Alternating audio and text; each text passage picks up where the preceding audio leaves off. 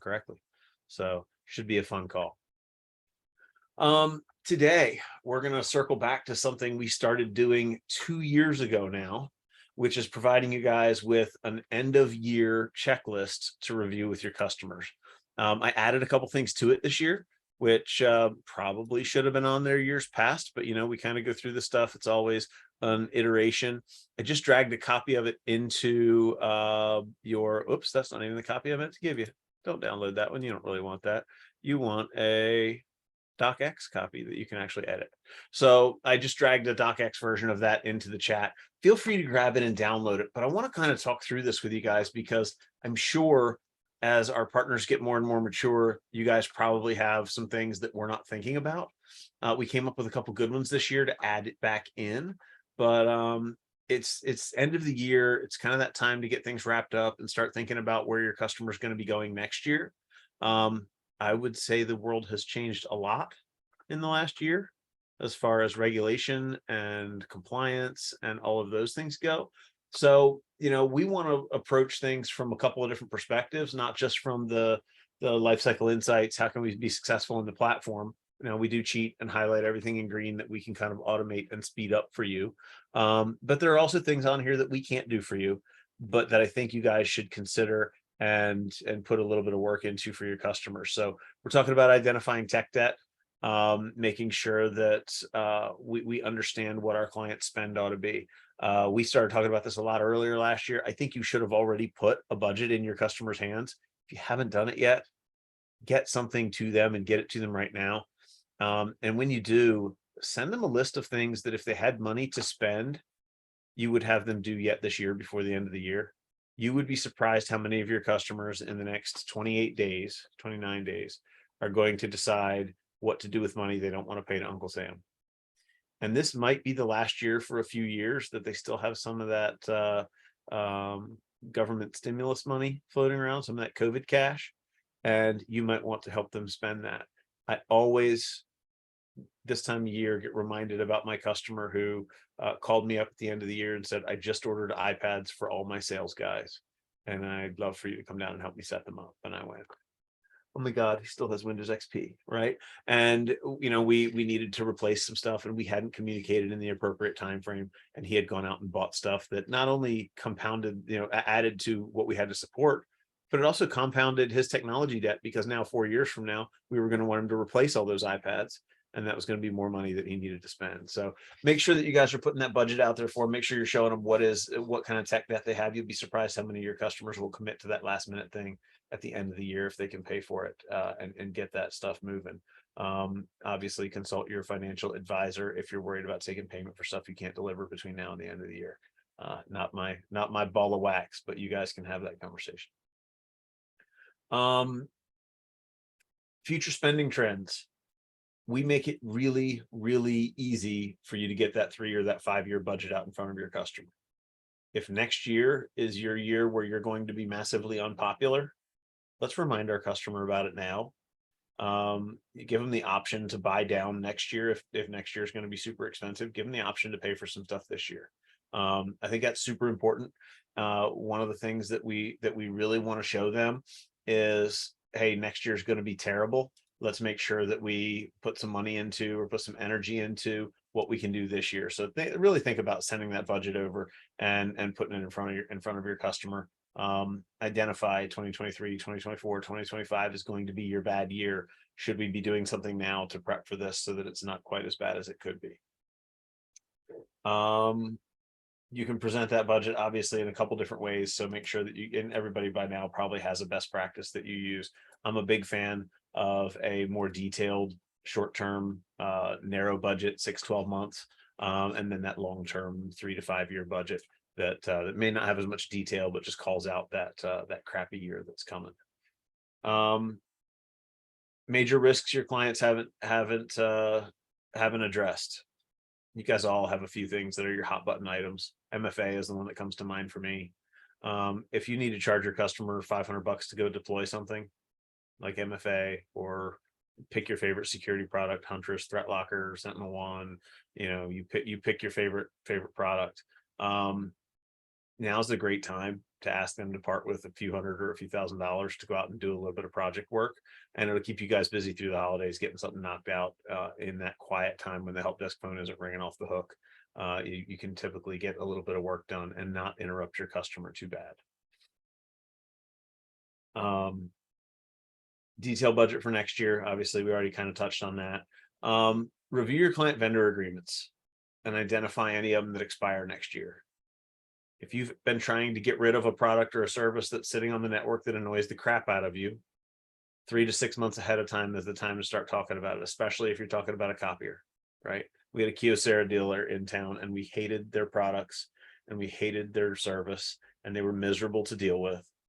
And so 3 to 4 to 5 months before the lease was over, they would show back up in the office and go, hey, let's go ahead and upgrade you and we'll give you a great deal if you upgrade now.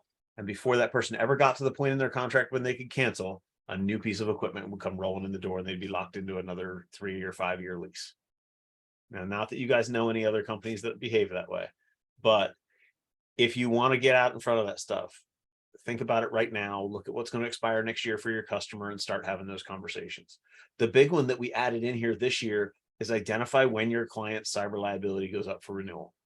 Every last one of your customer. Is anybody here documenting that date for all their customers? We did not. And we were on a call yesterday where this kind of came up as a topic. And the best answer I got was I document it for a few of my customers. So if you're not documenting this for your customers, go out on your customer record in your PSA, create an extra data field you can report off of, find a place to document this, and then set your PSA up to create a ticket. 90 days, 6 months, some frame before cyber liability ends so that you can start discussing the questionnaire, making sure that all your I's are dotted and T's are crossed, and you can start to address those things. That's going to be, if you thought it was bad this year, it's only going to get worse from here. So really think about that one. I guess in ConnectWise, you could create a configuration for this as well and just have it auto expire and create a ticket when it expires, but do something to bubble this up to the top and make it somebody's job to keep up with this with all your customers. Is there anything else you guys think falls into that category of really big problem? Renewals, vendor contracts, vendor agreements, that kind of stuff. Anything we're missing? You guys are quiet today. I mean, the one that I always end up wanting to change out is ISP, right? That's a lot of hateful people servicing some of my clients. We only had one choice here, so I don't really think about that one. Yeah, you know, we've got 20 down here and you pick the wrong one and it's no one's having fun. We had 10% of my clients could get FiOS. The other 90% were in Comcast country, and that was their only choice. And it was miserable. We switched them when we could, but there were very, very few choices. Yeah, Lee, you're not that far away. You're probably still in Comcast country, aren't you? If you're in Comcast country, you know the pain. Review compliance obligations for changes. There have been a lot of changes this year. I think this is more important than it was last year when we talked about it back then. You know, there's going to be different compliances based on the industry. There's going to be compliances based on, you know, the state. Different states are asking for different things now. Make sure that you understand these. The one that I would throw in here just as one to pay attention for this year, you know, as much as compliance is an issue, data breach notification laws are going out in a lot of states. Make sure you're up to date on what those are. In fact, as you're talking through this one up here, cyber insurance, you probably not on top of just documenting the insurance renewal date and period. We probably should document more than this, like the insurance company's emergency response numbers, contact info. And it wouldn't hurt to, and I don't think that we put it in here, wouldn't hurt to reach out and get contacts for whoever their incident response point of contact is. Kirk mentioned incident response policies, and also get the response for your local, and they may not be that local to you, but your closest FBI field office and their cyber response team, right? If we get into an issue, it makes sense to know who all of these things are, who all of these folks are, who the right contacts are to call, what order to call them in, and what our liabilities are as far as notification. So make sure you know your notification dates. But as we talk compliance obligations, of course, make sure go back and check and make sure that everybody's done their security awareness training for 2022. You got 28 days left to get that done, right? Depending on their industry. Excuse me. Depending on their industry, they're required to do it annually, especially your medical customers. So make sure that they get that in. The last thing you want is somebody to get fined or somebody to get dinged on an audit for something that you could have just sent an email, pick up the phone and called and remind your customer for. Find out if your customers are engaged in new lines of business, anything's changed about their current line of business. Are they going to be taking on new customers? Are they merging with a competitor? Is there anything crazy going on with your customer that is going to change their compliance obligations? Air gapped and delivered end of year backup. We were always very transparent on making sure that our customers never felt like we were the ones who were holding on to their data. So we always took an external drive, took one final backup of everything. That is probably changing and becoming either easier or more difficult depending on your vendor, depending on how your stuff is stored in the cloud, whether or not it's easy for you to go grab that. But it is a great sign of transparency and partnership with your customer when you go show up annually and go, hey, this is yours. If anything were to happen to me and something happened to you at the same time, I want you to be able to have access to this. Employee training. I had a really great conversation with one of our a consultant here in the space, and one of the things he said was that MSPs are going to need to become talent factories with the shortage of cybersecurity individuals that exist out there. A lot of your customers may be in a similar situation, and if they need training, if they need some sort of specialized training, it may be that there's something that you want to review with them just to make sure you understand what their goals are. If they're doing anything technology based for training, you probably can get involved and help them out. QBR cadence. Sanity check the QBR cadence and make sure that this customer hasn't doubled in size, doubled in complexity, become easier, and you don't need to meet with them as often. But reset your cadences and just make sure that you're meeting with everybody at the right cadence. It probably is not quarterly. That's probably the wrong letter to have there. But let's make sure that we're having the right conversations with our customers. Review their next fiscal year initiatives, goals, all that kind of stuff. Make sure that technology is in place to drive those goals. I would ask every one of my customers, if we fell into a recession, into a deeper recession, if things really got bad in the economy, how would that impact your business? How would that impact your technology? How would it impact our relationship? I think those are important questions to ask. This is a really serious conversation to have, because in some cases it may be where the customer needs their technology to do more. In some cases, it may mean if they have to let go of a human, they have to backfill with some automation somewhere. This is someplace where you guys can separate yourselves from the folks who are just turning screwdrivers, if you can help them with actual line of business automation. So that's a pretty important one, I think.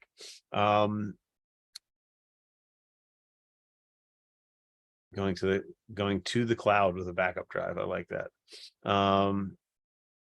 Yeah, internal assessments. I would say Kirk mentions here, and we probably should have put this in here, but this is a good time not only to run your internal MSP QBR, right? Go run an assessment against yourself. Make sure you're doing all the things that you ask your customer to do. Set yourself up as client zero, and then make sure as well that your templates in your QBR are still asking all the right questions, right? Have you added new products this year? Are there new best practices and things that you want your customer to do that you weren't thinking about last year? One of the things I took from Tim Golden's call yesterday, Tim just showed up in here, but one of the things I took from a call that I was on with him yesterday, actually, it wasn't your training call. It was the call with Fort Mesa. I talked to Tim too much yesterday, apparently.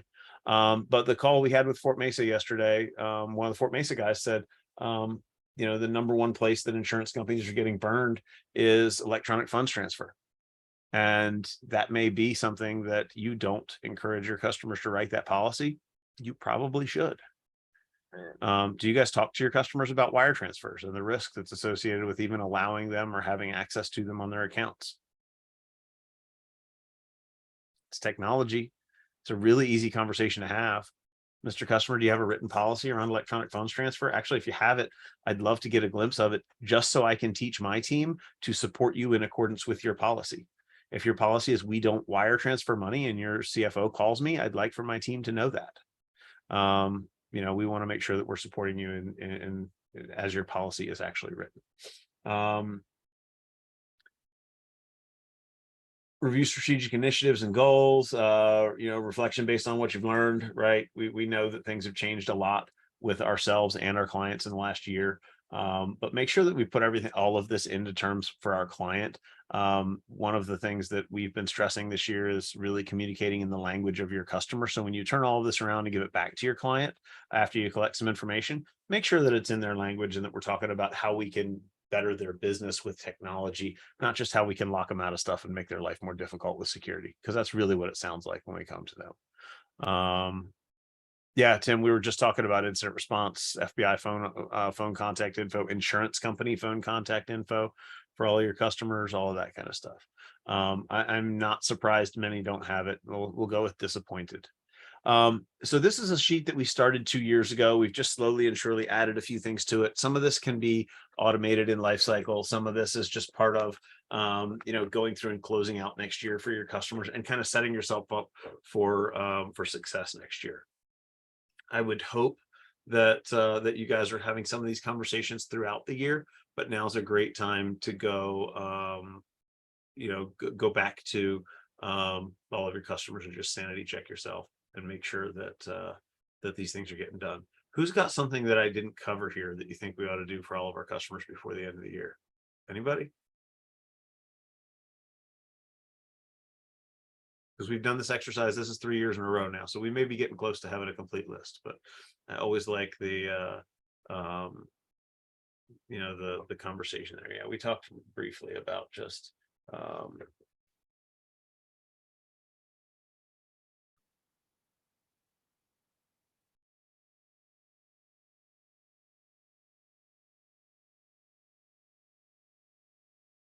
right. Who are we going to call when we have to deal with all these things? I'll get that added to the final list.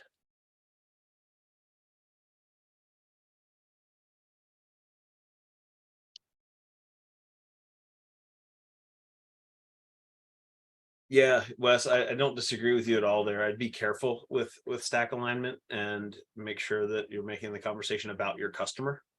But if you can deliver to them something that says, hey, in accordance with the last couple of QBRs we had here are still the outstanding security items that we never dealt with.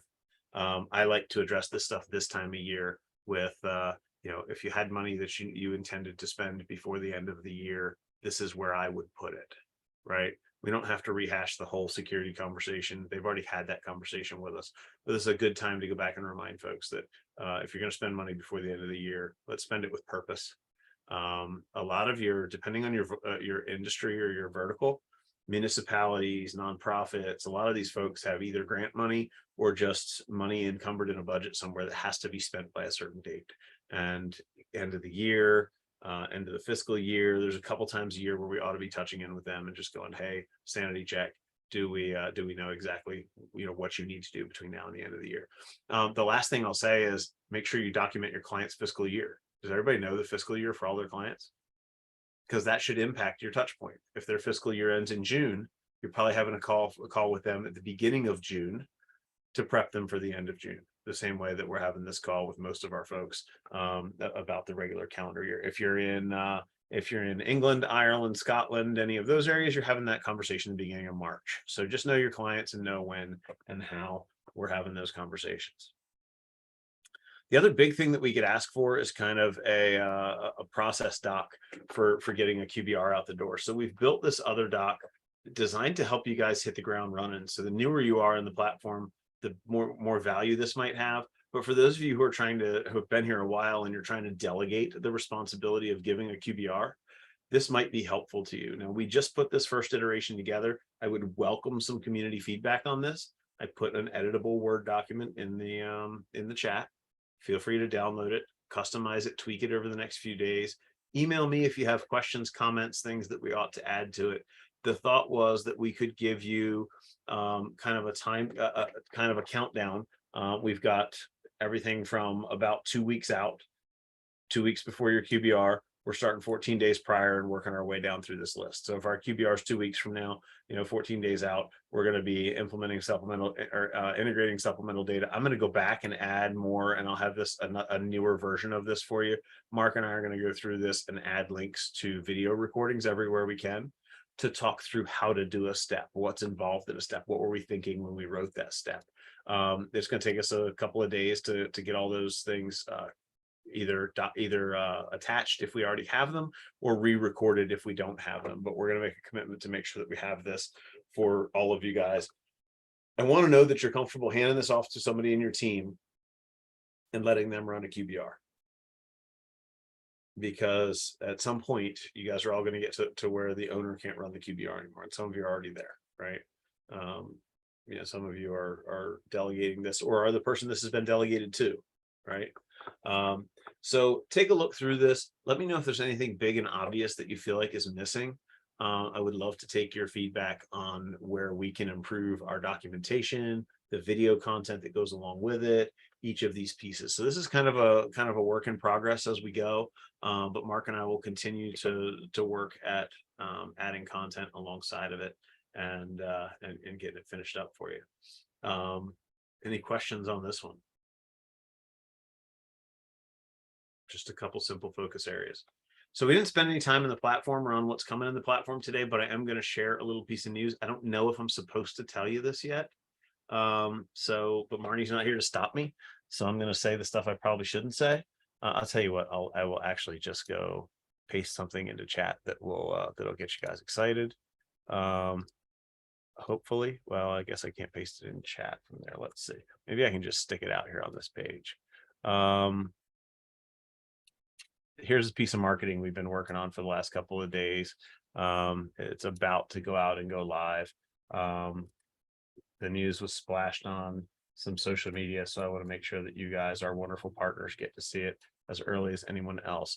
But Hoodoo Integration will be launching, actually, we'll do a webinar around it December 14th at 2 p.m. Eastern.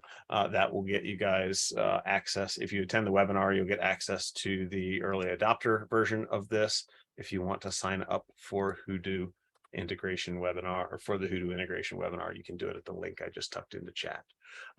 If you're currently using something else as your primary integration and you are big in Hoodoo and you feel like your data is better in Hoodoo than it is everywhere else, then we'll start to have the conversation about what it looks like to migrate your source of truth to Hoodoo. Don't just go in the platform and blow stuff up. You'll make a mess for yourself. If you want to do this, when we'll talk about it on the webinar, you'll create a support ticket, and we'll get you an actual professional services engagement to help you get migrated from ConnectWise or IT Glue or whatever other tool you're using over to Hoodoo. Typical of us, your professional services engagement, even though it sounds big and fancy and expensive, it's free. We want to make sure you guys have access to the best data you can get from anywhere in the process. So yep, there is progress. It was a huge lift. I know you guys have been asking for this one for a long time. The way that Hoodoo is built, none of the configurations are standard. So it was a lot of mapping and work to be done on the back end to make sure that one works and works proper. But we have high hopes. Things are going well. Is there anybody on this call that's not in the US? We don't have any foreigners on the call here. All right, because the other thing that's going to be launched before the end of the year is our EU instances are going to start going live. So to satisfy everybody's GDPR needs. So big things are happening, even though they're not all fancy new buttons. So with that, that's really everything I had to talk about today. It's a pretty boring call as we just go through all the checklists and all the stuff that you guys ought to be doing. So I'm sorry for droning on about really not exciting stuff today. Does anybody have questions, comments, anything exciting that you need to get answered before we head into a long weekend? And I say a long weekend because I think it starts right now. Robert, you're not going home, man? Yeah, I saw you laugh at me. It's my home. Oh, let's see. Office. Close the laptop. Go have a beverage. There's somebody else to do the work, I promise you. I have 2 more calls after this. No good. I do too. I have one. I have to talk with Connor, the good old Fin Security fellas. That's the other integration that hopefully will land before the end of the year. So my guys are busy, I promise you. All right. Well, with that, we'll turn you guys loose. You get 27 extra minutes back in your day. It means you guys each get to close 2 more trouble tickets before you get home today. No, you're not closing tickets, Rob. All right. Well, with that, we will sign out and let everybody enjoy their weekend. Thanks very much. We appreciate your partnerships. We'll be back next week, hopefully with cool stuff around some of the new integrations that are coming, some of the new features and functions and all that happy stuff. So thanks for joining us today, guys.